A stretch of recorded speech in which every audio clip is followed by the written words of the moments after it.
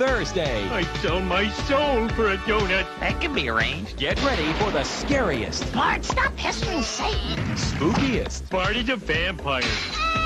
and wildest night of the year Today he's drinking people's blood. Tomorrow he could be smoking. on an all-new Simpsons Halloween special.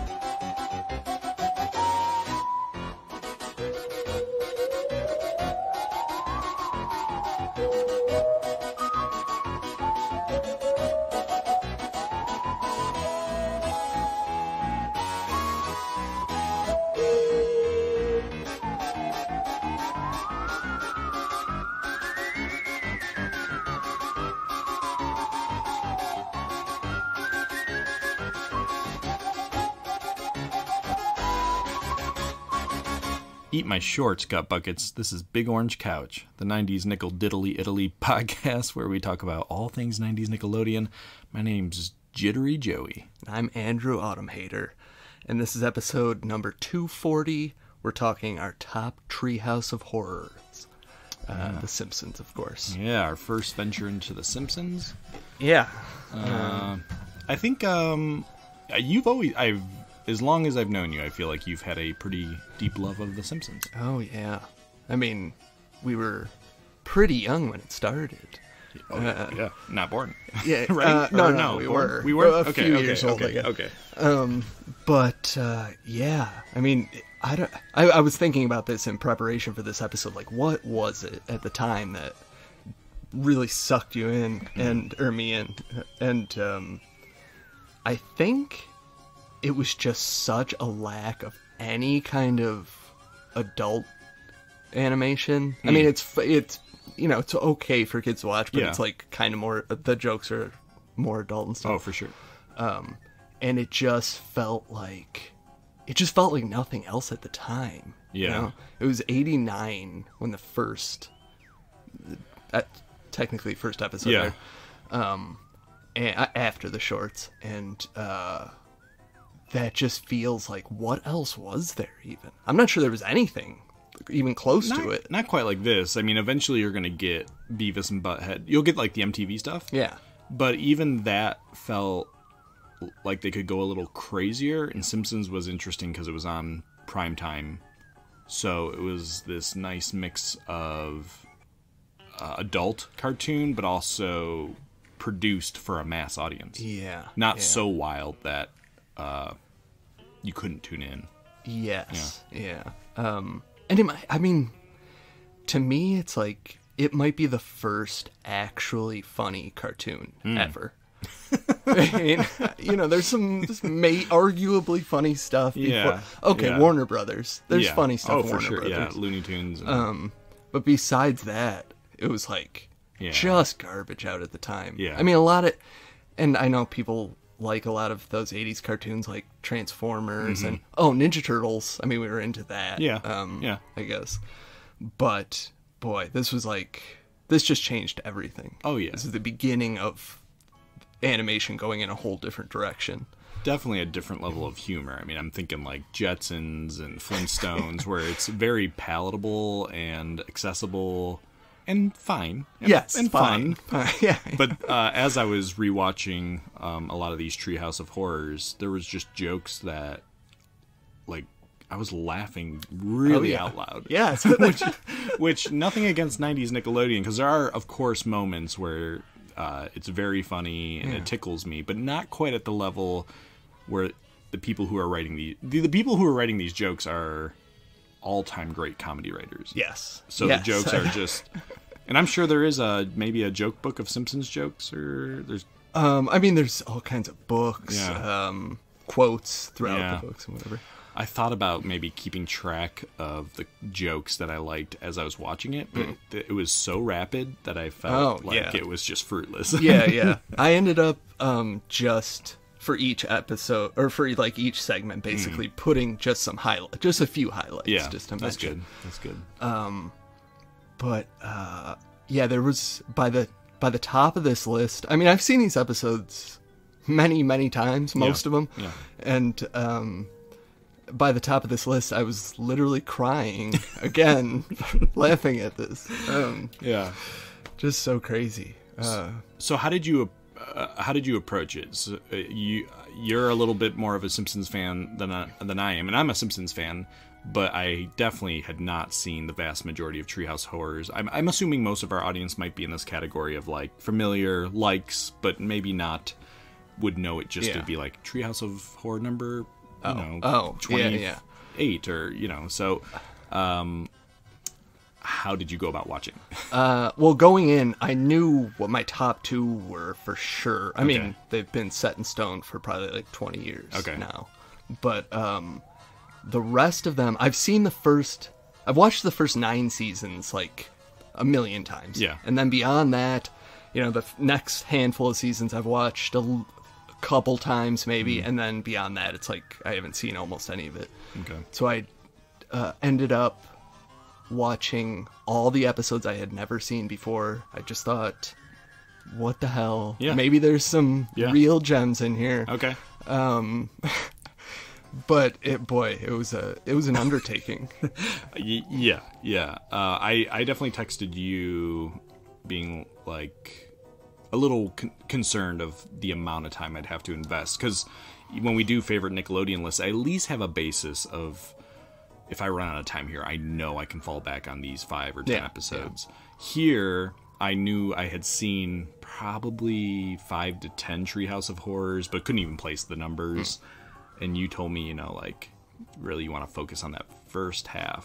I eventually had enough time that I started trickling into the later ones.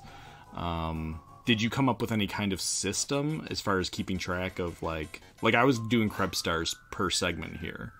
So that I could actually rate the episodes. I had a system in my head, but I mean I had the episodes from the beginning that I was pretty set on. I mean, I like any big changes?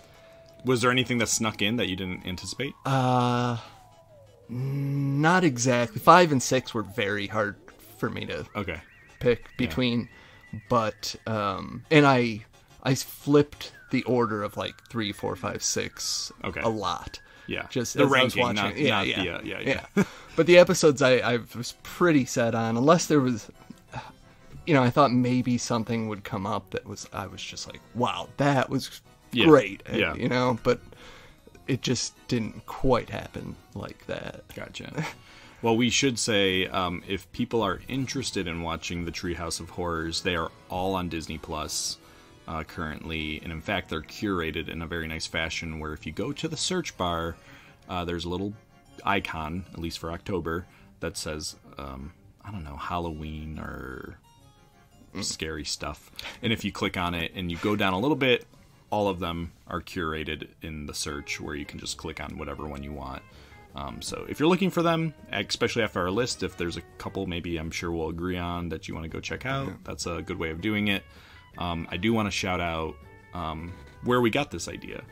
So we've done in years past the X-Files last year, which was a ton of fun. Yeah, and then, of course, our real passion project, The Twilight Zone. We've done Munsters versus The Addams Family. So a listener of ours and someone who's been a really big supporter, he did an interview with us a couple years ago. His name's Al Daniels. He had messaged us about this being a potential idea, and it really just seemed like kind of perfect. Like between us liking The Simpsons a lot and them really nailing kind of this niche thing. Yeah. This also feels like the first, I don't know absolutely for sure, but I think it's the first show that did the Halloween every single year. Special. I'm sure there was other Halloween specials before it. But to do it like that. Are there other shows now that have like been as successful? I think for me, the successor to the Simpsons Halloween episodes has become Bob's Burgers. Very good Halloween episodes. Okay. Do they have a name? Do they call them something? I don't think so. Okay. Yeah. But that show in general, I feel like, has been kind of picked up the torch that Simpsons dropped at some point, it feels like. Okay. Well, we will be doing our top 5s, close call. Did you pick a Ferguson? Oh, yeah. Okay. I did too, but I do want to just preface that I should not be seen as an expert, as I think there's 33 in all. I think this year will be the 34th. And I think of the 33, I watched 23, so there's 10 missing here for me personally. But I picked one. I picked the worst one that I watched. Okay, yeah. I also wasn't sure if I was going to be able to pick out a Ferguson. I was like, these might just blend together, but there was bad one. Ones? Yeah. Okay. I felt like there was one that really was a low point of the whole series of episodes. Interesting. Okay. Yeah. So you can say with confidence you've now seen every Treehouse of Horror. Yes. Oh, yeah. Okay. Yeah. Good. This year's is coming up. I don't know what day, but... Yeah, I mean, they already have, let's see here. They already have the episode title. Oh, wait, no, they don't. So it'll air, and they don't even have the date. Never mind. Okay. What's weird here is they have what influenced them, but not the episode names. So what we should also say is many of these Treehouse of Horrors are like either a parody or strongly in reference to something. So this year... there will be 3 segments, and it says that they are parodies of Death Note, The Babadook, and Escape from Tomorrow, which that segment does have a name, which is Escape from Simpsons World. Oh. Huh. So, kind of strange. But, maybe they were leaking information to build up anticipation. Yeah. All right. Any other thoughts before we jump into it? No, I don't think so. I mean... Okay. All right. Well, do you wanna kick us off with number 5? Yeah, my number 5, Treehouse of Horror, is episode 2. Okay. It includes the wraparound in this one. Some of them don't have wraparounds, but in this one, it's they're all having bad dreams in the house. But it includes the stories Monkey's Paw, Bart Zone, and If I Only Had a Brain. Yeah. Monkey's Paw, I also picked out, like, to me, what the highlight of each episode was. Yeah, me too.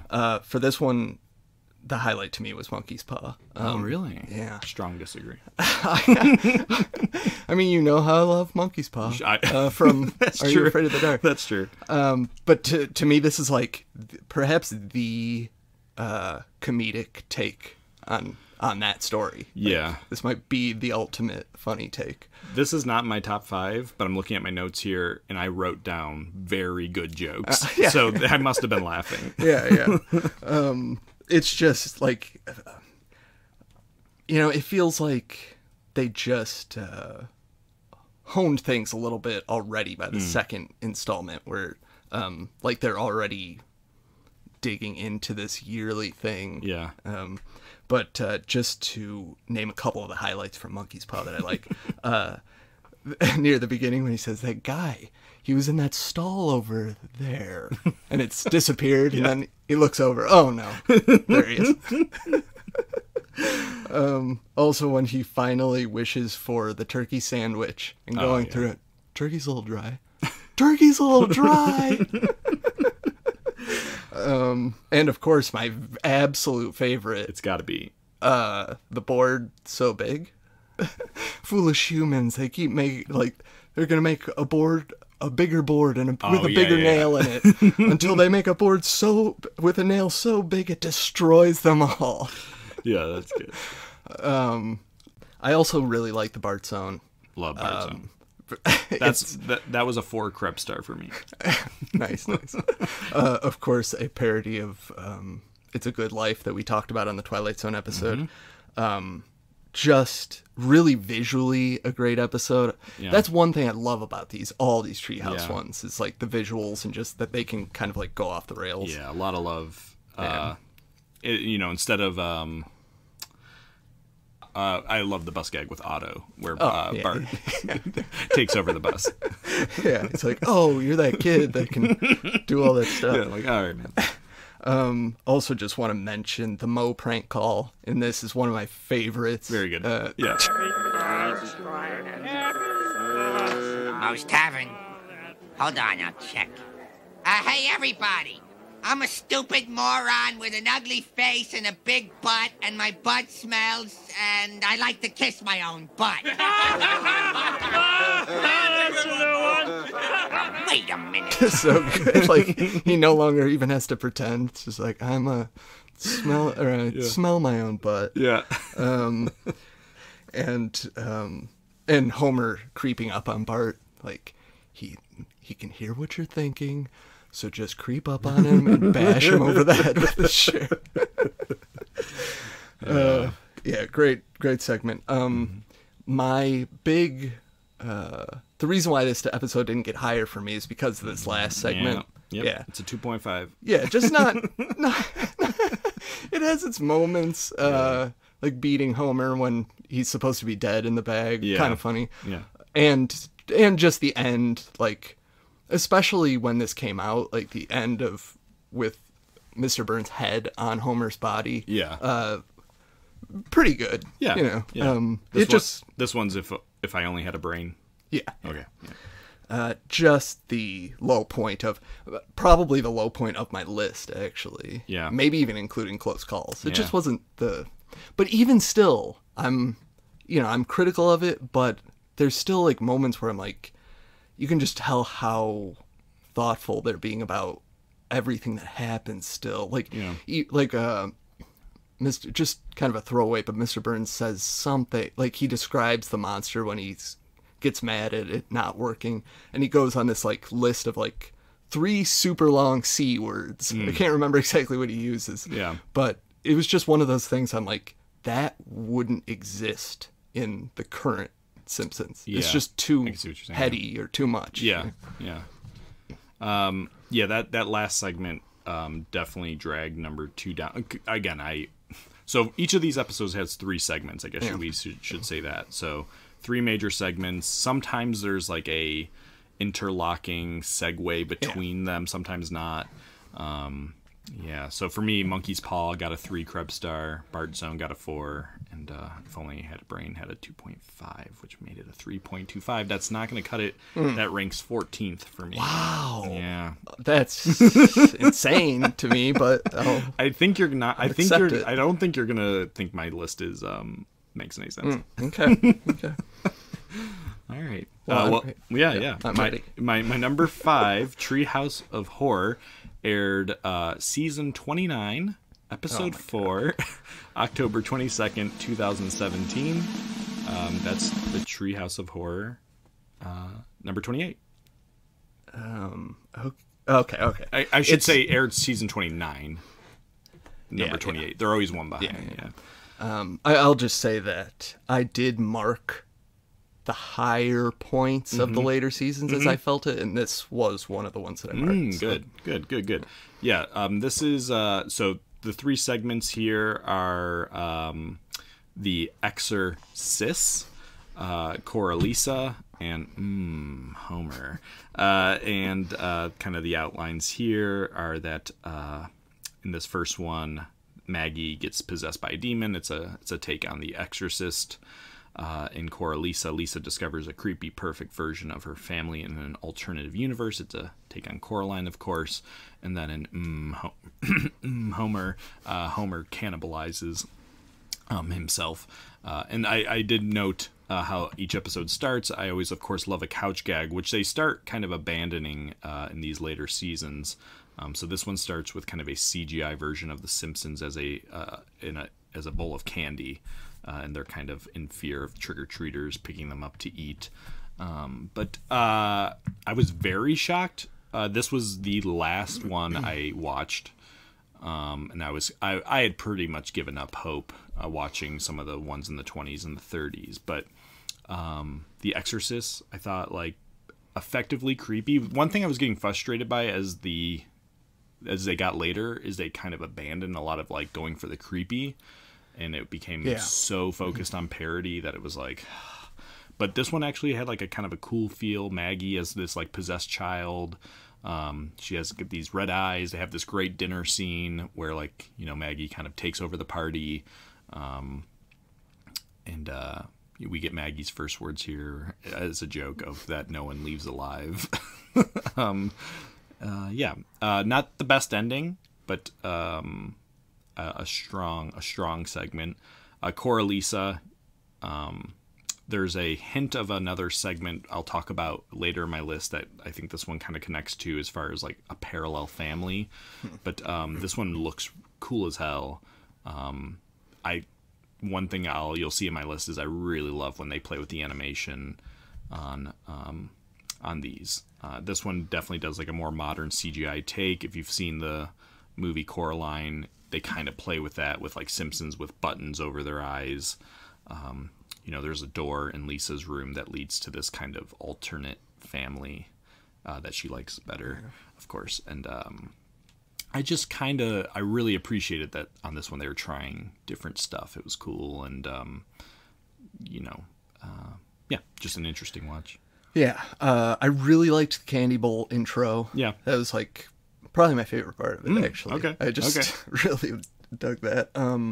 And then the court lease, of course, looked great. Yeah, really cool. Which is, a lot of these later episodes, like they'll do a segment that it looks really amazing. Yeah. Though my criticism would be I feel that sometimes they lean so much on the look of it that the rest of it sort of suffers in the story. Okay. Well, I think this last segment is the strongest for me, which is Homer. Yeah. His family, I should say, is visiting Ohio. The Simpsons are visiting Ohio in this segment. Homer's left alone. He realizes there's no food in the house. And essentially, it's a parody of Stephen King's Survivor type, where he discovers he likes the taste of himself and starts eating himself to the point where he's like nothing. He's like just a thin version of Homer. He's gone. Well, I guess I can be proud that he succeeded at something. Oh, it's a lot more than something. Homer's the biggest thing in food since free refills. Hey, you ate you.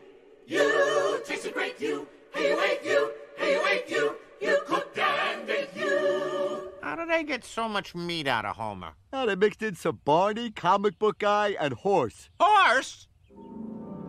I do like this one a lot. I like the idea. The concept is great. I imagined... This was a weird one where I was like... I instantly imagined, like, what would this be like if it had been made in an earlier season? Yeah. And I just think it might have gone just a little bit different direction. I still liked it. Yeah. No, I could feel that. It was one of the few ones... The reason I let it break into the list is because it was one of the few where all three segments I was kind of cool with. There wasn't one where man, these two were great, but this one kind of dragged for me.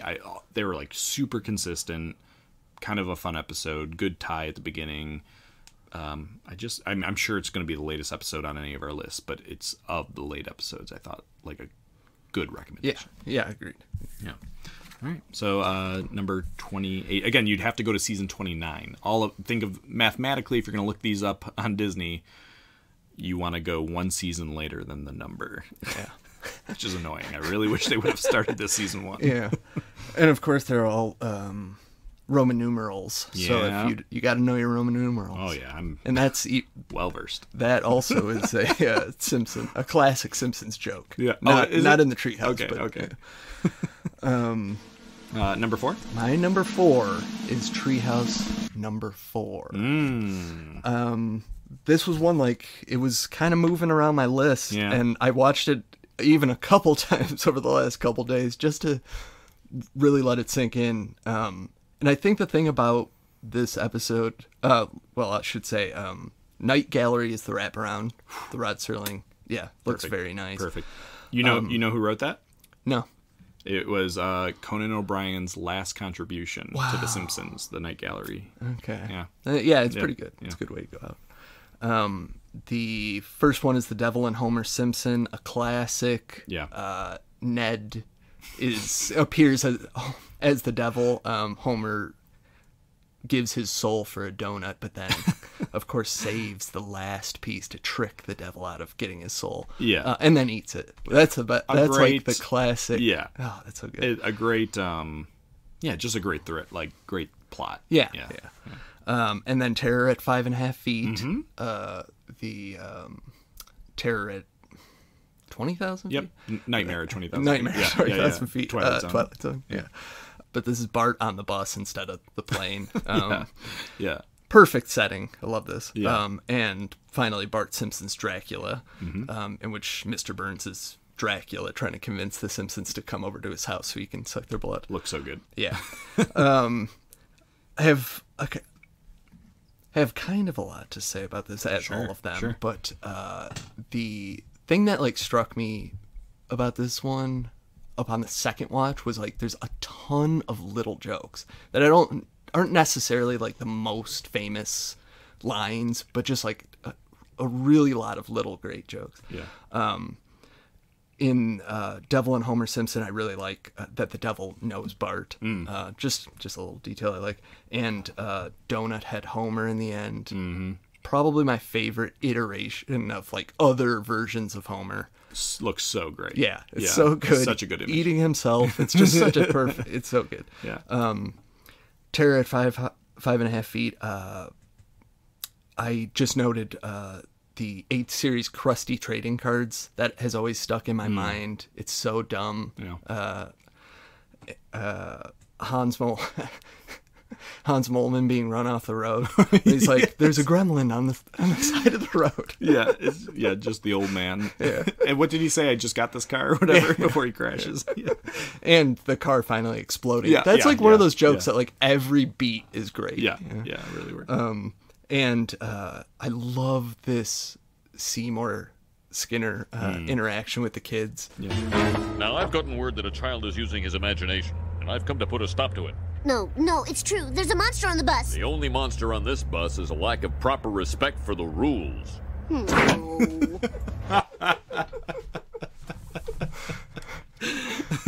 Oh my God. I love Skinner so much. Like these early seasons, he's just perfect. Yeah. Anyway, this it's just this is like a classic one for sure. Just feels really strong all the way around. All the stories are really great. They really play out at a great pace. Yeah. Just a couple other things. The fun happy slide in Mr. Burns' castle just always struck me. Yeah, really cool. And that Peanuts like Christmas ending to this episode. Oh yeah, I forgot about that. Very bizarre, but just like that's cool. I just really like it. I love how on point a lot of these endings are of just like the episode's ending now. Yes. But like something really kitschy. Yeah. Do you have a favorite? Oh, of this? Yeah. Yeah, I think the strongest one is the Devil and Homer Simpson. Okay. Just the most classic. Just so many good jokes throughout it. And you get an appearance from Lionel Hutz, which is really nice, and he's pretty funny. Phil Hartman, lawyer. Just him running out of the house. I always remember that. Yeah. It just feels like a really strong episode. There isn't maybe like as many super classic moments as some of the other episodes, but the whole thing just feels really strong. Love this one. Maybe we'll talk about it more. Okay. Yeah, okay. Well, my number 4, and again, I think you're going to be puzzled, aired season 26, episode 4, October 19th, 2014. So this is Treehouse of Horror 25. And this is, the 3 segments are called School is Hell, A Clockwork Yellow, and The Others. And there are 2 segments here I love and one that I did not love. But still very consistent, good. This one opens up with Kang and Kudos hosting it's their 25th Treehouse of Horror, so they're kind of treating it like a TV special. They have these like really fun like old images from the past Treehouse of Horror scanning by like an old like TV talk show, and then they chop up all the celebrities into pieces. But this episode, we have Bart and Lisa are transported to a demon-filled alternate universe, and Bart asks to start going to school in hell. And the Simpsons, humorously agree once they find out that the school is free. We have Moe's Clockwork Orange. It's a, in the same style as the Stanley Kubrick movie. Although the gang is disrupted when Dumb, who's Homer, falls in love with a girl, Marge, and she wants him to give up his thug life with Moe and the gang. And then we have a segment called The Others, which the Simpsons are... I don't really feel... I like the movie The Others a lot, but I didn't really get the strong parody, even though they're saying it is. But this is where the Simpsons are visited by their former Tracy Ullman era versions. And there's just kind of like some conflict. I mean, Homer kind of falls in love with the ghost version of old Marge, and then modern Marge gets jealous, and pretty much everybody ends up dead. Simpsons, please. This fighting solves nothing. Dr. Marvin Monroe? Are you alive or dead? I'm in some horrible limbo. I can walk halfway through walls and I get stuck.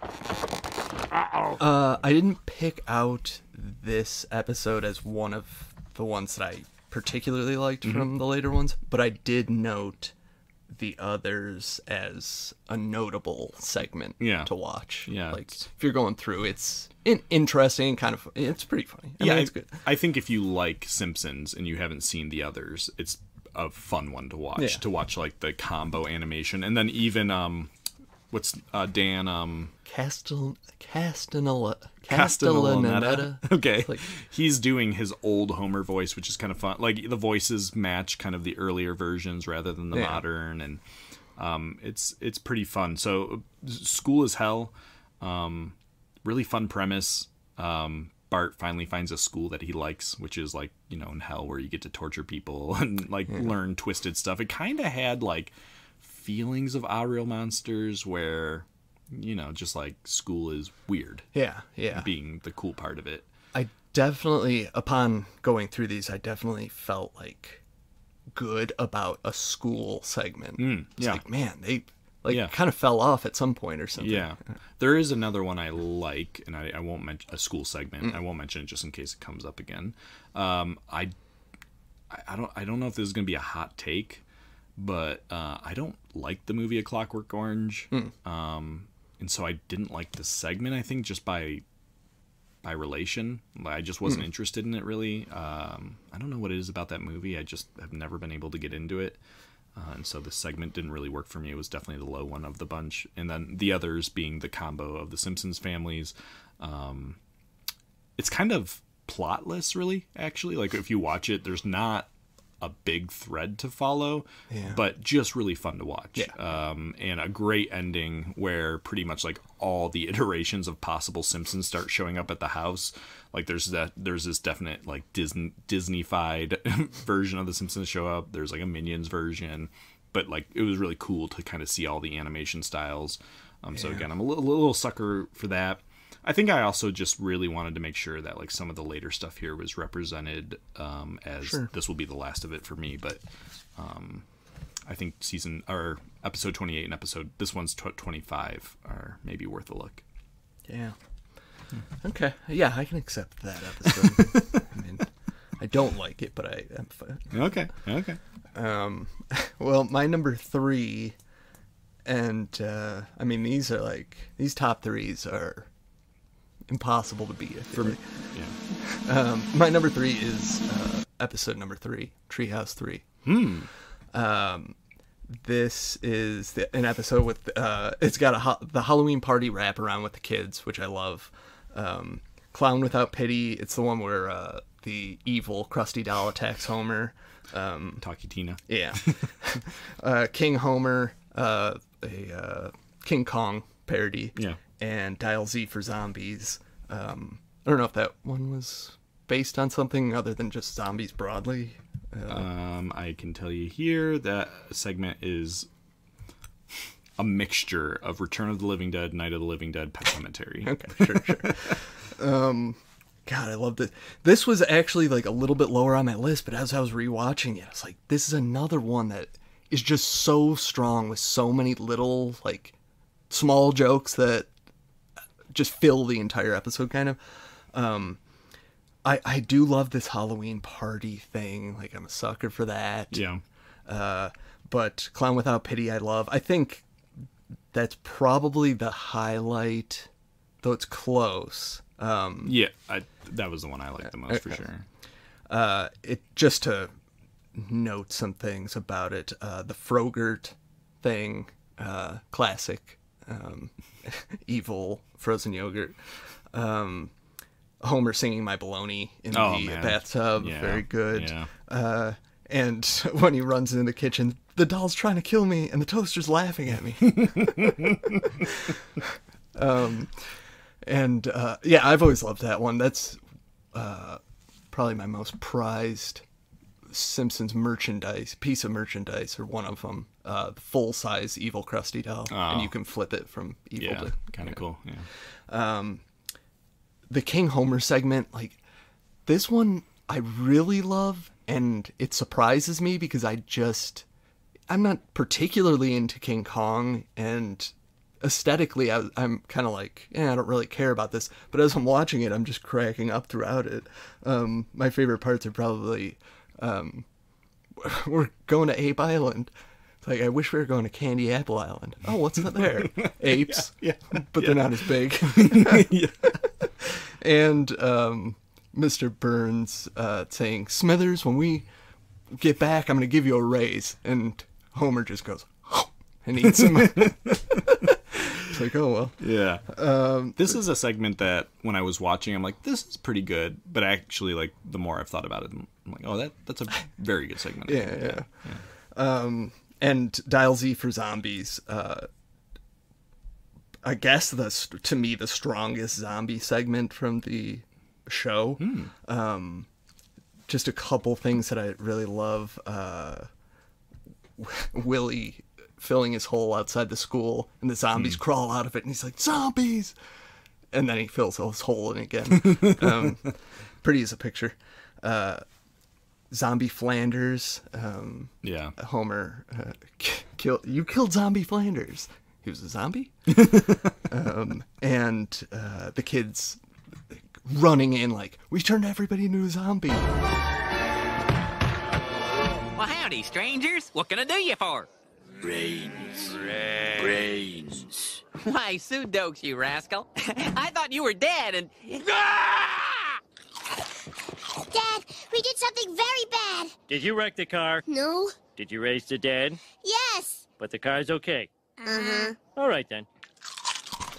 Another just really strong one. I love each segment, and they all play out really well. Like, they're just strong stories. Yeah. Another one that just has a ton of details that were cracking me up as I rewatched. I'm just like, God, how does this still surprise me, even after I've seen them, a dozen times or whatever?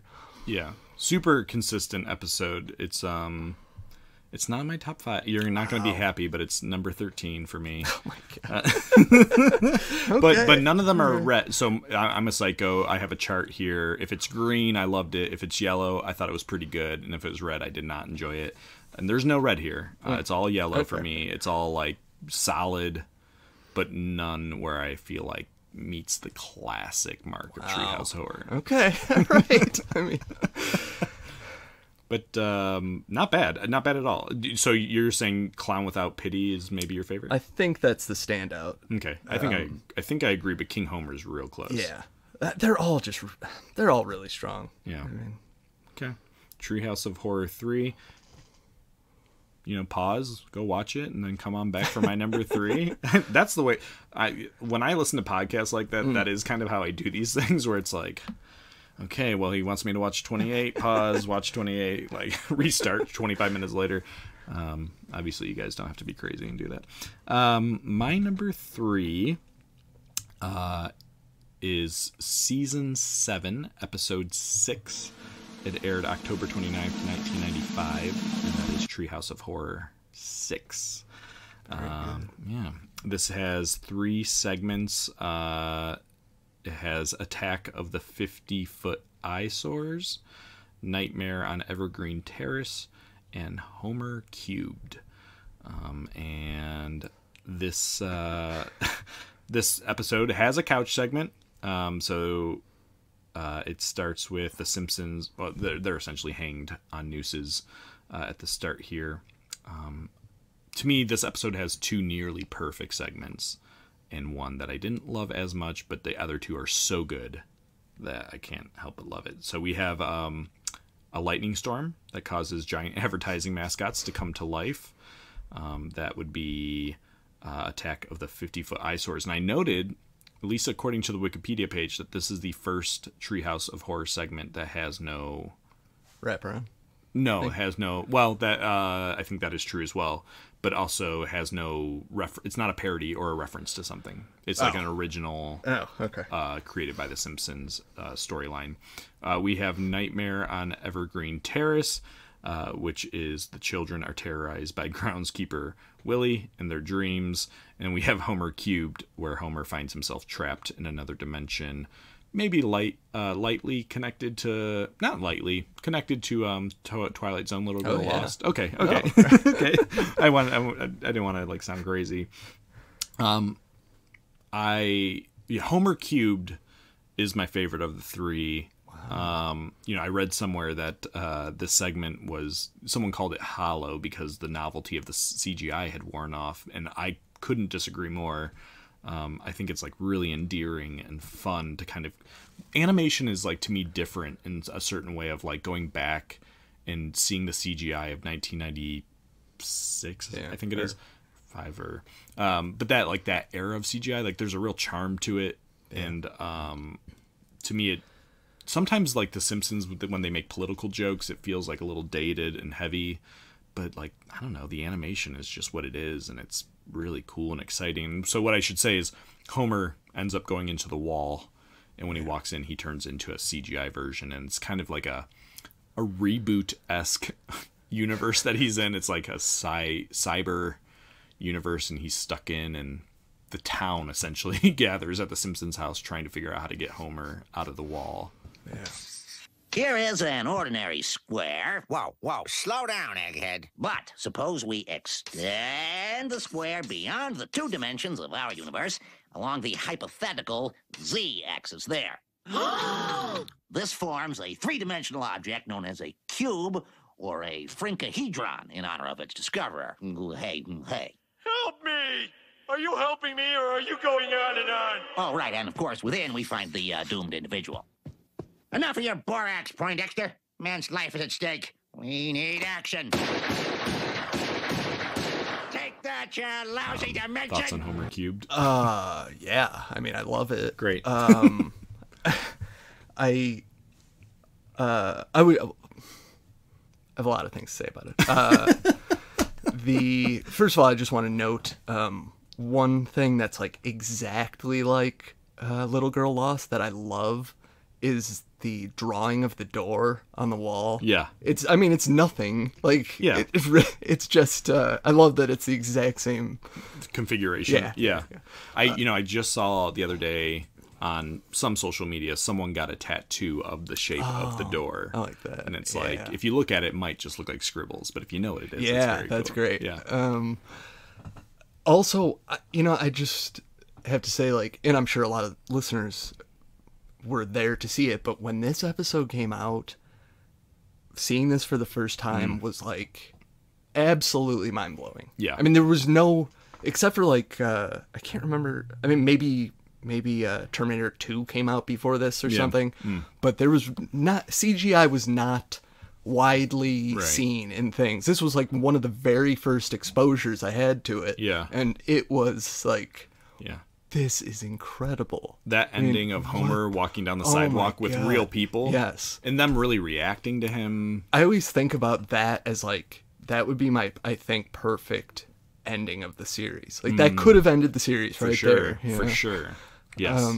It's so great. Yeah, he looks great in the real world. And I love just the final joke of like, he's in the real world, a totally different dimension, and he walks into this the eradication. And I love the ensemble of it. It's weird. It's a great joke here where someone asks, has anybody seen the movie Tron in reference to like what's happening? And just like person by person. No. Like nobody has seen Tron. Great segment. I love kind of the originality of Attack of the 50-Foot Eyesores. It's there's a lot of good jokes in this one, and I do think I kind of prefer preferred as I was watching the ones that just weren't in direct reference necessarily to something else. Or even if it was a parody, they had changed it enough that it still felt more Simpsons than whatever it is they were trying to copy. Yeah. Some of the later episodes are really like, this is just somebody putting the Simpsons into the other story. Like it's too direct. Yeah, but this one has great visuals. Again, the idea here is that like billboard sized things are coming to life. Oh my god. And just the variation of what's coming to life is so fun. I should just say that this is my number 2. Oh, great. Okay. I love the first segment, just how it looks. Yeah. Oh my god. Yeah. It's there's so much going on. It makes no sense to me when I'm watching these later episodes, and it's like, it looks like you're trying to skimp on animation a lot of times, where this is like, they must have been praying for the budget to do this or something.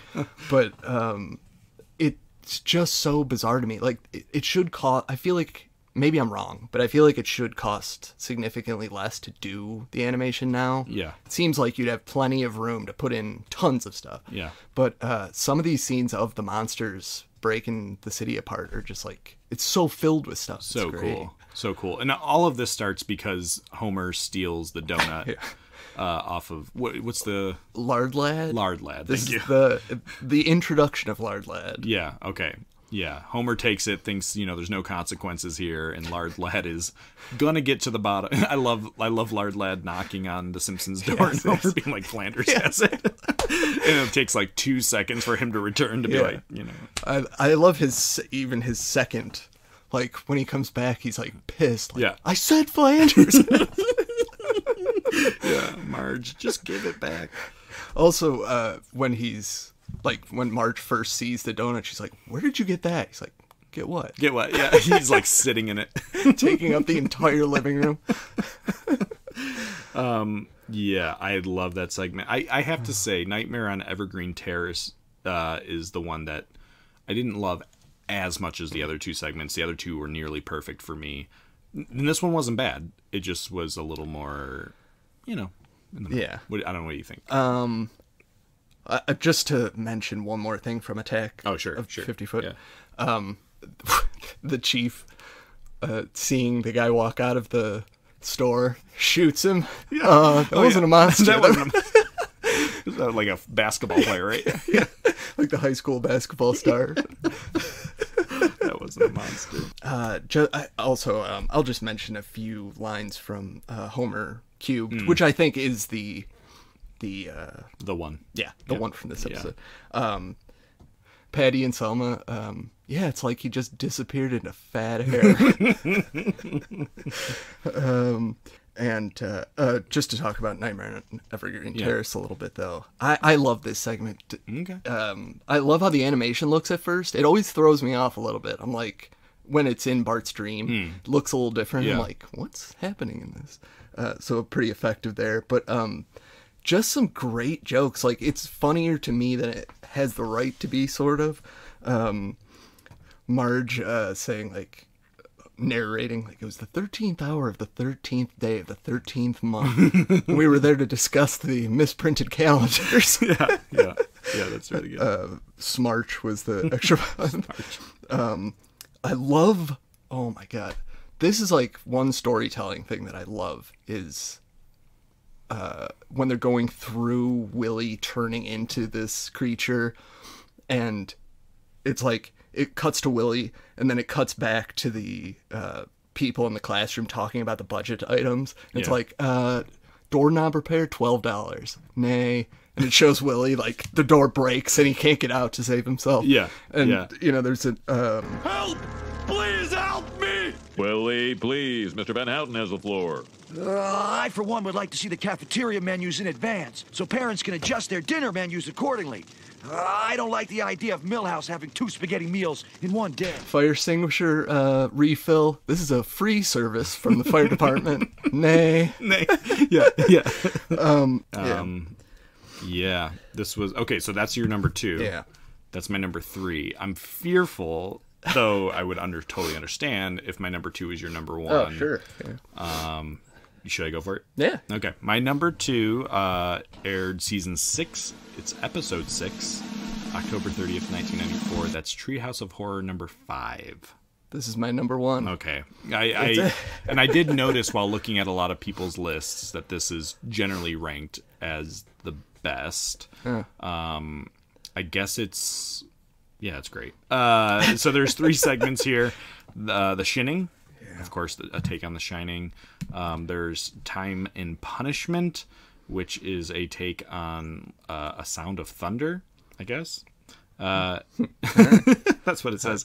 And then we have Nightmare Cafeteria, which is the Soylent Green take, and the other, I guess, school segment that I was referencing as probably like the best school segment. Sure. I mean, no disagreements there. Maybe we can just kind of, let me say the couch segment, the undead family members enter with disfigured bodies and then swap heads and arms on the couch. The first segment here, The Shinning, the family's job at Mr. Burns' country estate goes awry when Homer goes mad. Thoughts here on The Shinning? I do want to mention the beginning of this one is, first of all, this episode to me is perfection. Like, there's nothing I would change about it. I just love it so much. It's great. But I do want to just note the intro here. Marge, like, saying, we're going to watch this old movie instead, 200 Miles to Oregon. Just a funny gag. And this Outer Limits intro right after that, it's just really, everything about this feels like just honed to perfection. But The Shinning, first of all, The Shinning, just brilliant. So dumb, so perfect. Use your shin, too. They even, like, right at the start, Willie kind of references it's like a copyright issue. He's like, no, not The Shining. Shinning. The intro, amazing. Them driving up to the overlook, like, in the movie, but have to keep stopping because they forget something. And the final, we left Grandpa back at the gas station, and he just keeps going. Dad? He's too pissed at that point. Dad, I said we forgot Grandpa. Love that. And the ending of this one I love so much. The when they go outside and they're watching the TV, and Homer's like, urge to kill, falling, rising, falling. I just think, like, this to me is probably the best parody, like, that I'm aware of. You know, I don't know that all these are parodies, but I love, like, it seems like it should be dumb, and it is, but in the best ways. Okay. I love Homer having to get dragged out of the pantry. He's eating. Yes. And Quimby's got a great moment in this, where Marge is trying to call for help, and she says, we need help, over. Oh, good thing that's over. Great. Yeah. And it looks great. It looks very good, yes. Yeah. Then we have Time and Punishment, which, again, I've never read this book, but apparently it's a take on a short story by Ray Bradbury. But this is, it's kind of like a butterfly effect type thing, a fun take on Homer being able to go to the past, and every time, even incidentally, if something changes, like killing a dragonfly or something like that, like going back to modern time, just something has changed enough that everything has gone off the rails. And really it's that back and forth of watching him go back in time, screw some, sneezing and then making all the dinosaurs sick, and all the dinosaurs just immediately clap and keel over and die. And then him going back. It's just a really fun premise. Don't panic. Remember the advice your father gave you on your wedding day. If you ever travel back in time, don't step on anything, because even the tiniest change can alter the future in ways you can't imagine. Fine. As long as I stand perfectly still and don't touch anything, I won't destroy the future. Stupid bug! You go right now! But that was just one little insignificant mosquito. That can't change the future, right? Right?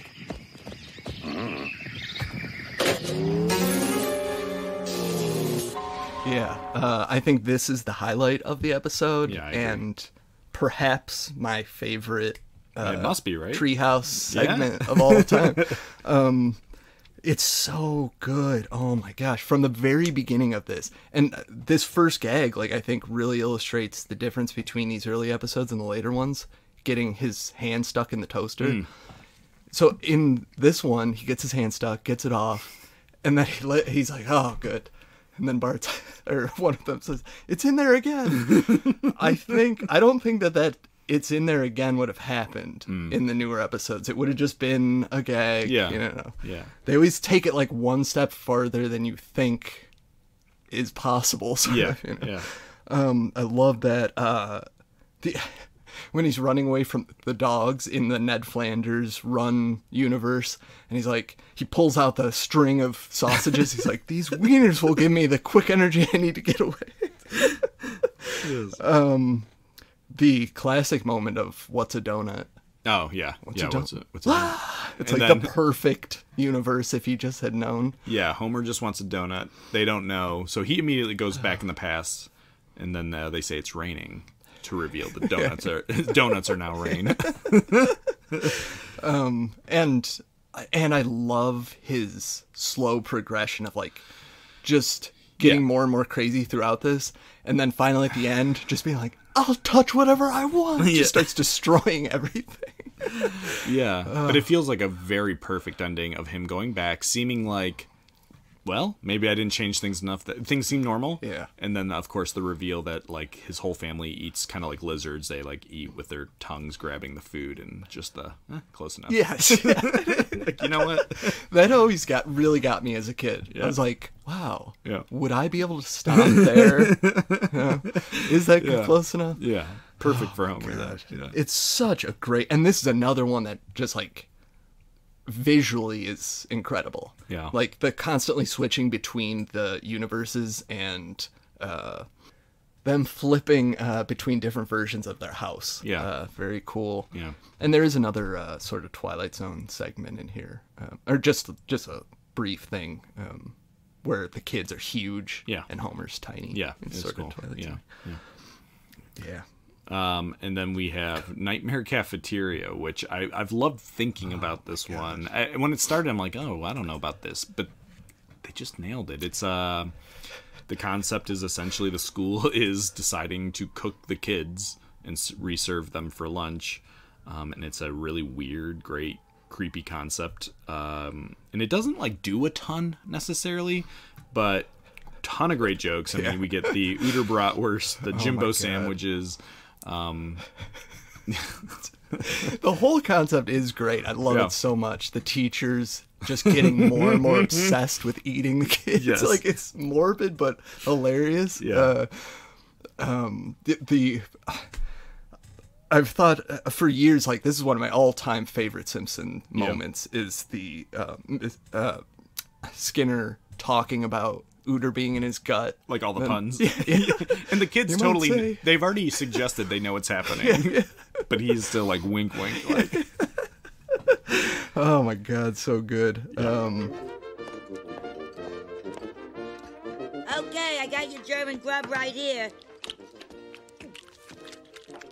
Bart, does it strike you as odd that Uter disappeared and suddenly they're serving us this mysterious food called Uterbraten? Oh, relax, kids. I've got a gut feeling Uter's around here somewhere. After all, isn't there a little Uter in all of us? In fact, you might even say we just ate Uter and he's in our stomachs right now. Wait, scratch that. Today I was cracking up at Skinner's line. I'm going to try to say it without laughing, but it's a powder keg waiting to go off in an explosion of unacceptable behavior. Yeah, right at the start. Yeah. And there's just, kids stuffed in detention. Oh my God. And another just like joke that I've always loved is now to check on the free range children. Yeah. Oh my God. All three great segments. Good. So amazing. Good from start to finish. Just something else to note, Willie getting killed in all three of these. Just noting the cohesion of this episode. Yeah.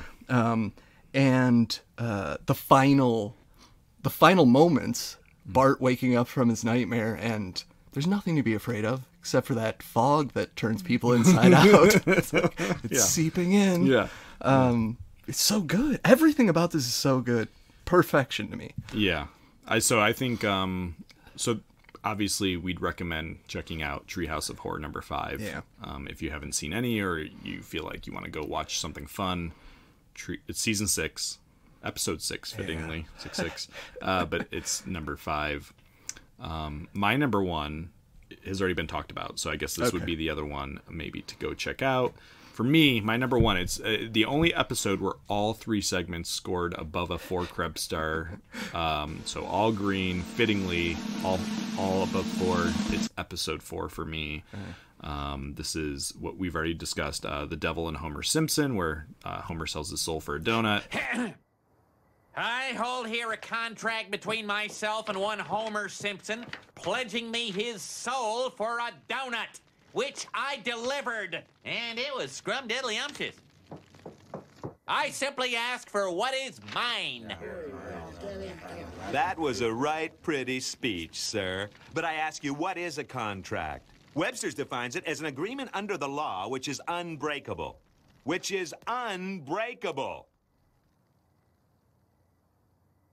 Excuse me, I must use the restroom.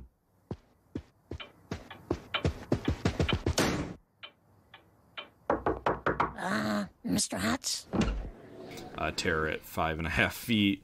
A loving tribute to A Nightmare at 20,000 feet. It's like chaos on the bus, right? There's a gremlin. How do they even phrase it? Like a gremlin on the side of the bus? I mean, it's just kind of out there. And then we have Bart Simpson's Dracula, which is a pretty direct take on Bram Stoker's Dracula, which is I feel like even a at the time, it had to be kind of like wasn't beloved at the time. I feel like it's become more beloved over time. But I love this take on it, as Burns as Dracula and kind of just slowly the family, one by one, becoming vampires. Yeah. There's just not a bad segment here as far as I'm concerned. Yeah, it's great. Yeah. Another, I meant to mention earlier, another Ooter appearance in the bus. Yeah. And he's pretty funny. And Martin, there's a good joke where, or like a good moment where Bart's trying to get one of the flares to throw at the guy, and there's 2 flares in Martin's pants, and he pulls them out and accidentally knocks one down, and then goes back and picks it up and puts it back in. It's just, that's another one of those moments, like, it's so slow and compared to now, that I just don't think they would do it. Yeah.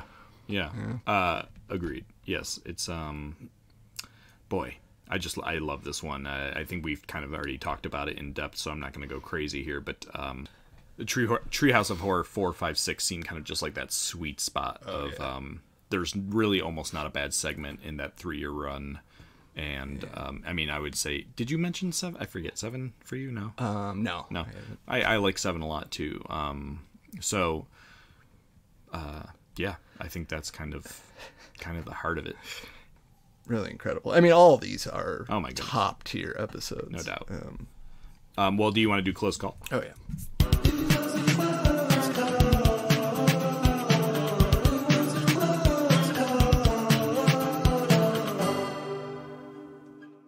My close call happens to be number 7.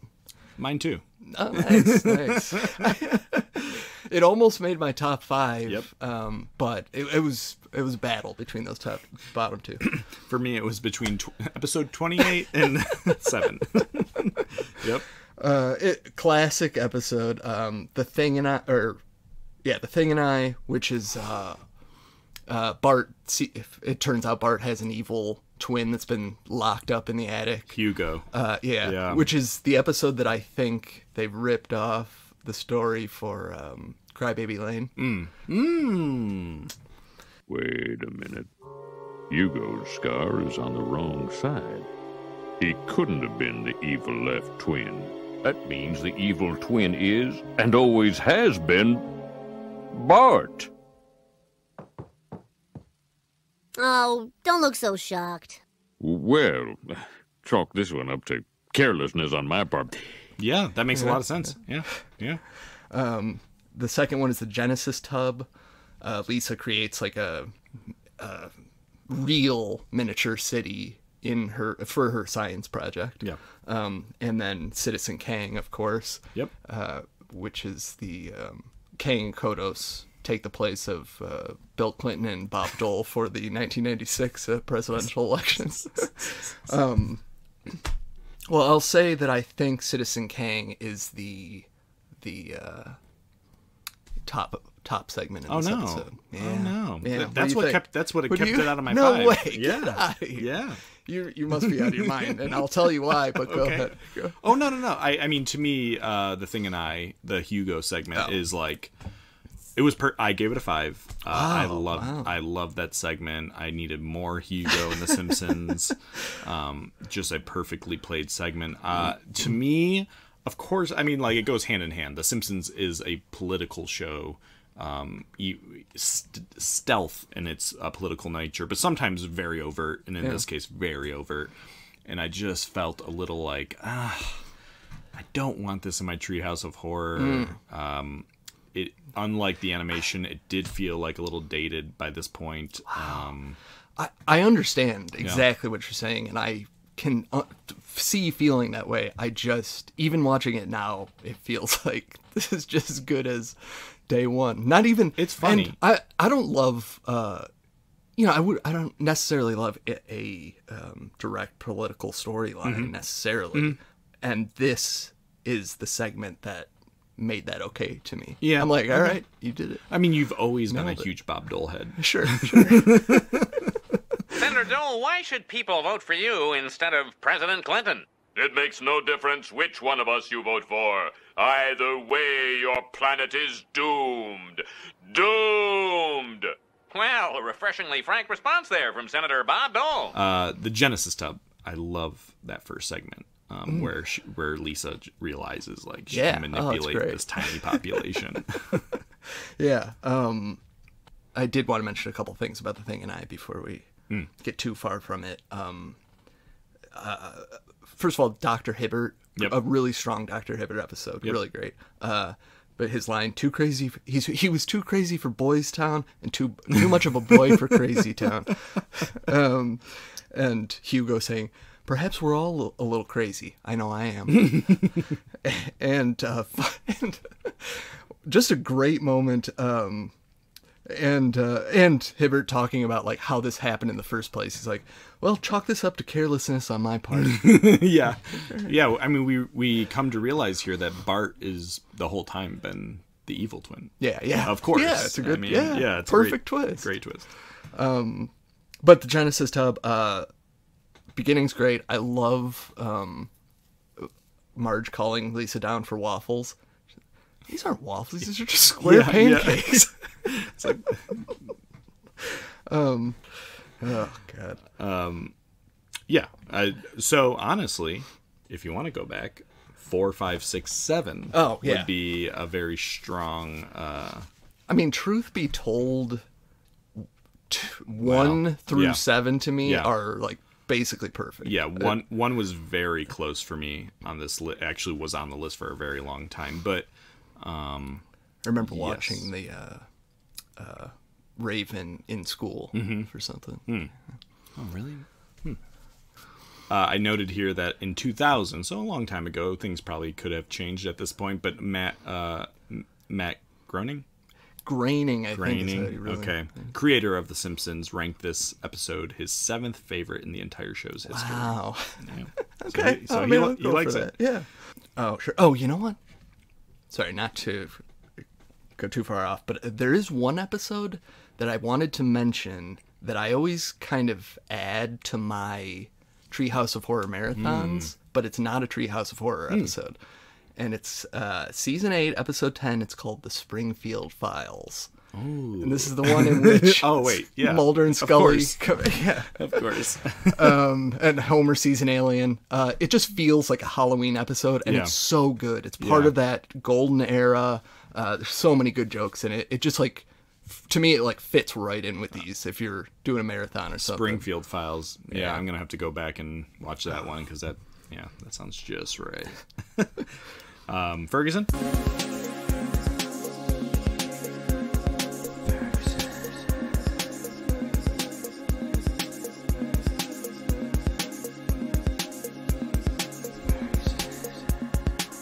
Yeah, my Ferguson, and this was pretty cut and dry for me. It's episode 22. Okay. I don't think I will. I don't know if I watch this. You'll know immediately right now. It's the one that starts out with, it's a Diving Bell and Butterfly parody, but it's called The Diving Bell and the Butterball, and Homer gets paralyzed and can only communicate through farting. No, I did not watch this. It's like...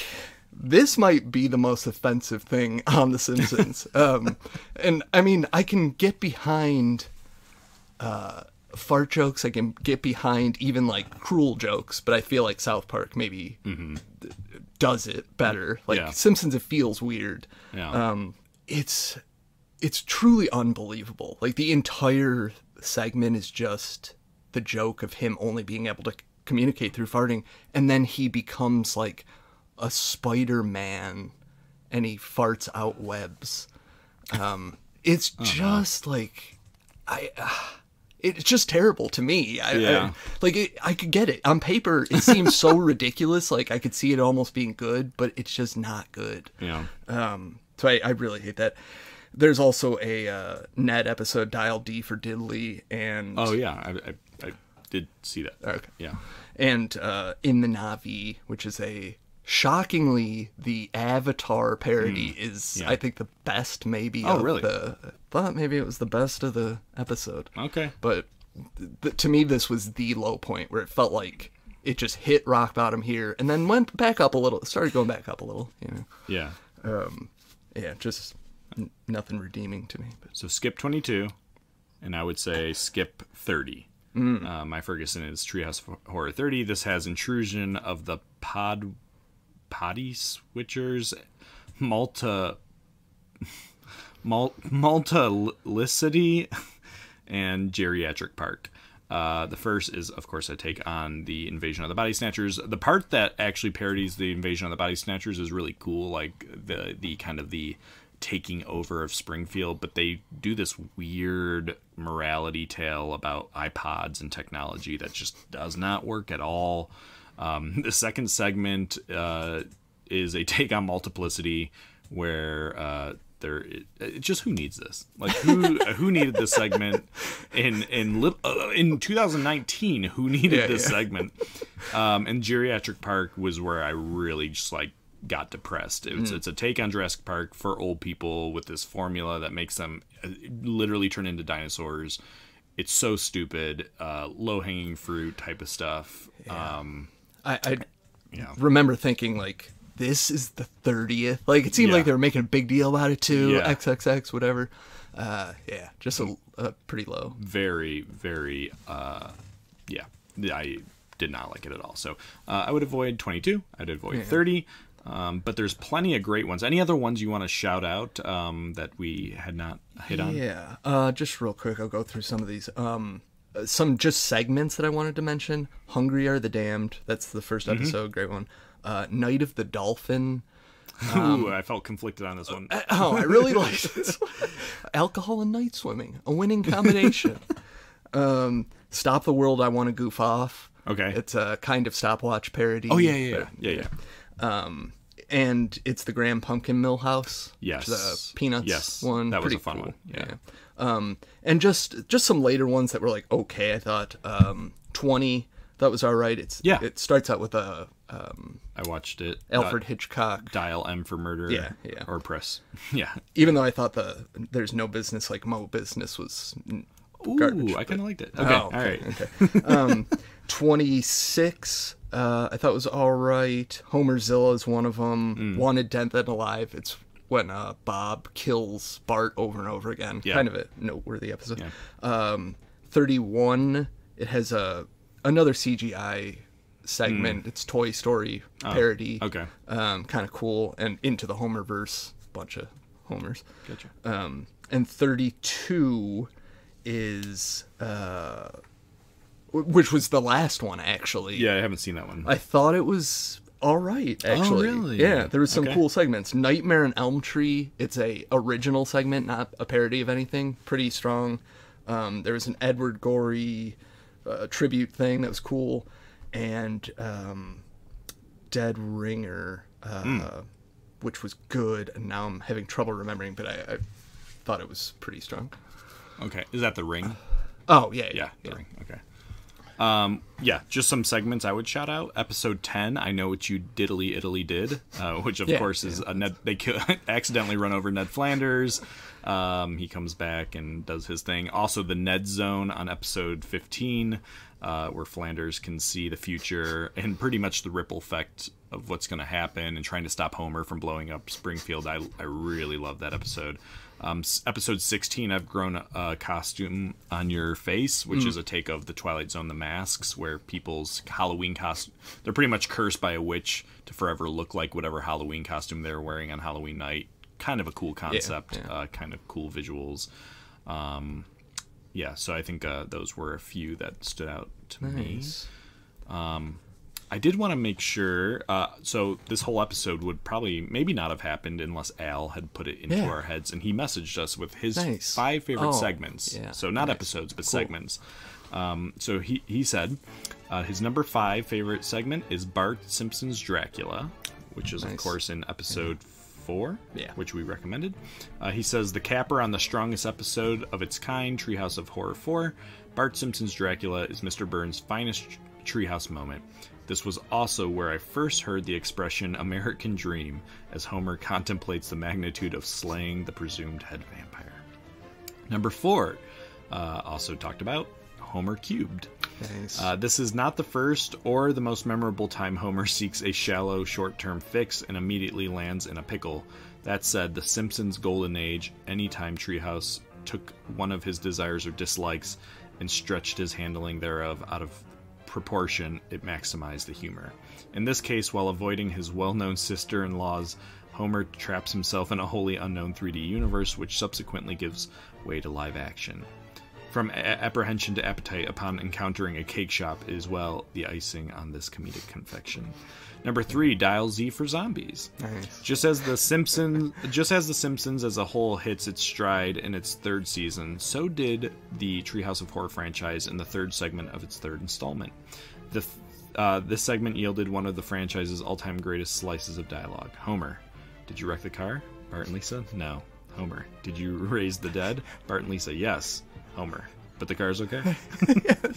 Which you mentioned. Yeah. Number 2, Terror at 5.5 feet. Segment revolving around King and Kodos, right? Yeah. Are not my favorites, but their cameo here is just right. They watch from their shuttle as Bart panics over the gremlin dismantling the school bus and scoff at the idea until they notice an identical creature wreaking the same havoc on their vehicle. The reaction marks one of the show's earliest uses of the collar-tugging fret gag before it was run into the soil by Decade's End. Back on Earth, we get the great Ralph Wiggum one-liner, "You're deceptive," the debut of Uter and the absurdly oblivious Principal Skinner. Number 1, The Devil and Homer Simpson.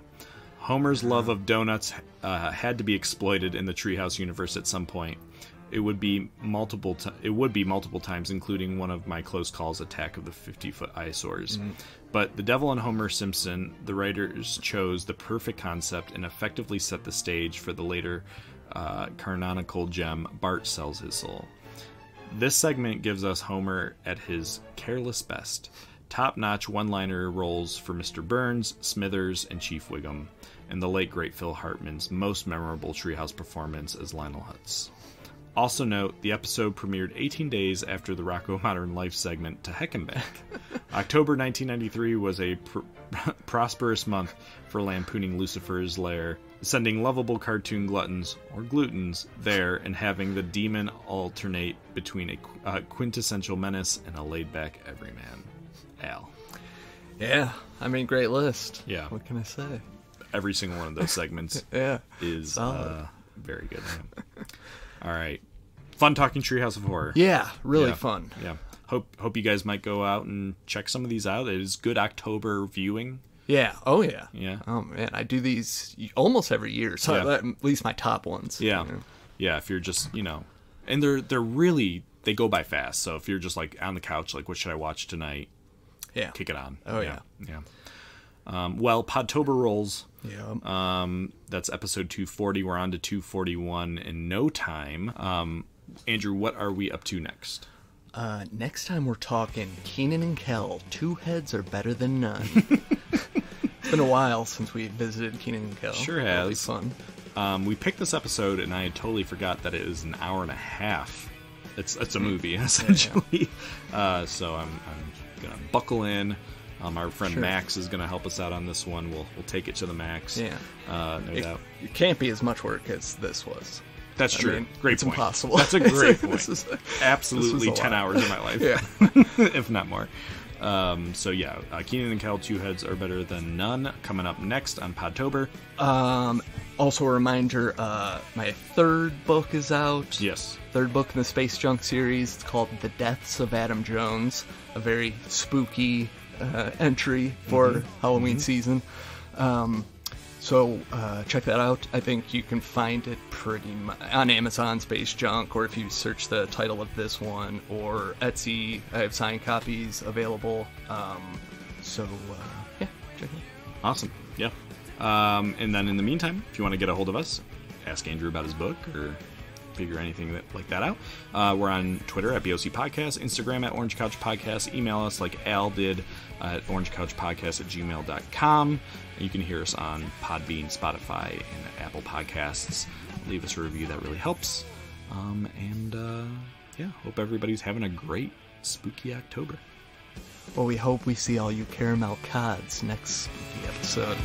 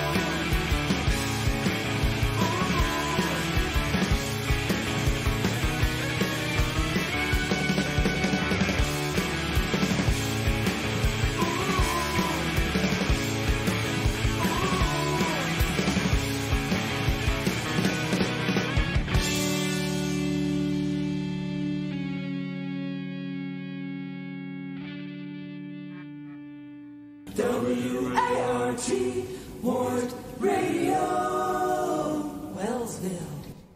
I'm just trying to figure out which things of the very many to go over, but just as a note, we're supposed to meet Brett in 10 minutes. Oh, crap.